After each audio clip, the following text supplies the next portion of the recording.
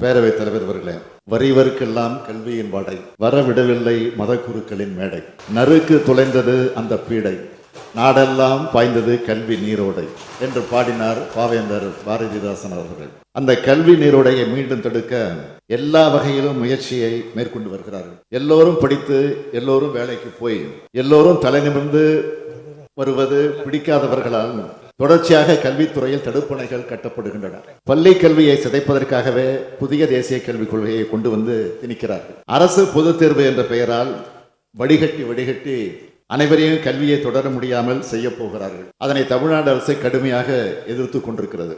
NEET தேர்வு மூலமாக மருத்துவ கனவை சிதைக்கும் காரியத்தை பல ஆண்டுகளாக செய்து வருகிறார்கள். தங்கை அனிதா உள்ளிட்ட எத்தனையோ உயிர்களை நாம் இழந்தோம். ஆனால் ஆண்டுதோறும் ஆள் மாறாட்டம், வினாத்தாள் லீக், மதிப்பெண் குளறுபடி என்று எல்லா முறைகேடும் நடப்பதில் நம்பர் 1 தேர்வாக நீட் தேர்வு இருக்கிறது. இதே போல பல்கலைக்கழகங்களையும் சிதைக்கும் முயற்சியை ஒன்றிய அரசு தொடங்கிவிட்டது. துணைவேந்தரை தேர்வு செய்ய அமைக்கப்படும் தேர்வுக்குழுவை ஆளுநரே தீர்மானிப்பார் என்று யுஜிசி எனப்படும் பல்கலைக்கழக மானியக் குழு விதிமுறை வகுத்துள்ளது.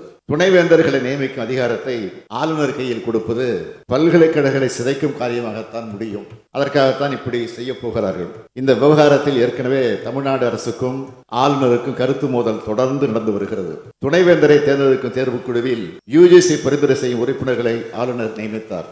நாம் அதனை ஏற்கவில்லை.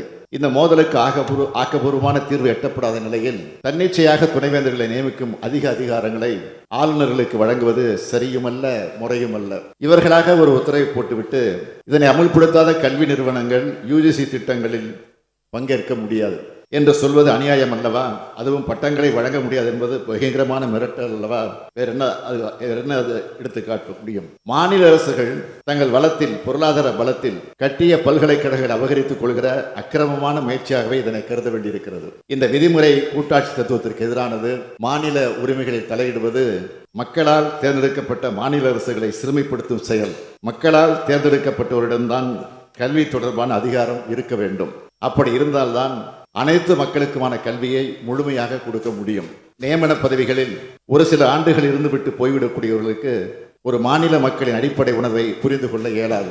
ஒன்றிய அரசு கல்வித்துறையில் எதை செய்ய வேண்டுமோ அதை செய்வதில்லை. வரம்பற்ற கட்டணம், இடஒதுக்கீடு இல்லாத தன்மை என வரம்பு மீறும் தனியார் நிகர்நிலை பல்கலைக்கழகங்களுக்கு கடிவாளம் போடுவதற்கு சிறு துரும்பும் கிள்ளி போட மறுக்கும் ஒன்றிய அரசு தனது நிதிநிலை அறிக்கையில் உயர்கல்விக்கான நிதி ஒதுக்கீட்டை குறைத்து கொண்டே வரும் ஒன்றிய அரசு கல்வித்துறை சார்பில் தமிழ்நாட்டில் ஐஐடி, ஐஐஎம், சென்ட்ரல் யூனிவர்சிட்டி போன்ற ஒரே ஒரு புதிய உயர்கல்வி நிறுவனத்தை கூட அமைக்காத ஒன்றிய அரசு ஐஐடி போன்ற உயர்கல்வி நிறுவனங்கள் பட்டியலினத்தவர், பிற்படுத்தப்பட்டவரது சட்டப்படியான ஆசிரியர் பணியிடங்களை நிரப்புவதற்கான நடவடிக்கைகளை மேற்கொள்ள தவறிய ஒன்றிய அரசு மாநிலங்களின் கட்டுப்பாட்டில் உள்ள பல்கலைக்கழகங்களை தனது முழு கட்டுப்பாட்டில் கொண்டு வர முயற்சி செய்வது கெடு நோக்கம் கொண்டது, சுயநலமானது.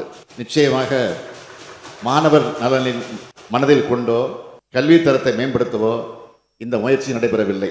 ஒரு தன்னாட்சி பெற்ற தனியார் கல்லூரியை பாடத்திட்டம் வகுத்து பட்டமும் வழங்கலாம் என்ற நிலையை ஏற்படுத்திவிட்டு நூற்றாண்டு பெருமை கொண்ட கல்லூரிகளை அபகரிக்க எத்தனிப்பது அதிகார எதேச்சதிகாரம். தலை சிறந்த கல்வி நிறுவனங்களை நாட்டிலேயே அதிக அளவில் கொண்டிருக்கும் தமிழ்நாடு நமது கல்வி நிறுவனங்களின் தன்னாட்சி பறிக்கப்படுவதை வேடிக்கை பார்த்து கொண்டு அமைதியாக இருக்காது. அப்படி இருக்கவும் முடியாது.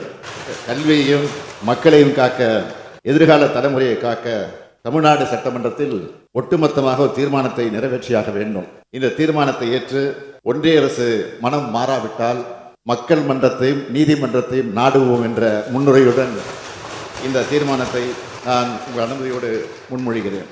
பல்கலைக்கழகங்களில் துணைவேந்தர்களை நியமிப்பது தொடர்பாக சமீபத்தில் பல்கலைக்கழக நிதி நல்கை குழு வெளியிட்ட வரைவு நெறிமுறைகளை திரும்பப் பெற வேண்டும் என இப்பேரவை கருதுகிறது. அதேபோல் இளங்கலை, முதுகலை பட்ட படிப்புகளில் கற்கை முறைகளுக்கான குறைந்தபட்ச வரவு நெறிமுறைகள் 2024 மற்றும் பல்கலைக்கழகங்கள், கல்லூரிகளில் ஆசிரியர்கள், கல்வி பணியாளர்கள் நியமனம் மற்றும் பதவி உயர்வு குறித்து வெளியிட்ட வரைவு நெறிமுறைகள் 2025 ஆகியன தேசிய கல்விக் கொள்கை 2020 அடிப்படையில் உருவாக்கப்பட்டுள்ளன. பல்கலைக்கழக நிதி நல்கை குழுவின் இத்தகைய நடவடிக்கைகள் இந்திய அரசியலமைப்பு சட்டத்தின் அடிப்படை கோட்பாடான கூட்டாட்சி தத்துவத்திற்கு எதிரானது மட்டுமல்ல, தமிழ்நாட்டின் உயர்கல்வி முறைக்கு பாதிப்பை ஏற்படுத்தக்கூடியதாகவும் அமைந்துள்ளது. தமிழ்நாட்டில் சமூக நீதி கோட்பாட்டின் அடிப்படையில் உருவாக்கப்பட்ட வலுவான உயர்கல்வி கட்டமைப்பை இந்த வரைவு நெறிமுறைகள் பாதிக்கும் வகையில் அமைந்துள்ளதாலும் தமிழக இளைஞர்கள் எதிர்காலத்தை கடுமையாக பாதிக்கும் என்பதாலும் பல்கலைக்கழக நிதிநிலை குழுவின் இந்த 2 வரைவு நெறிமுறைகளையும் துணைவேந்தர் நியமனம் தொடர்பாக வெளியிடப்பட்டுள்ள வரைவு நெறிமுறைகளையும் உடனடியாக திரும்பப் பெற வேண்டும் என்று ஒன்றிய அரசின் கல்வித்துறையை இப்பேரவை ஒருமனதாக வலியுறுத்துகிறது.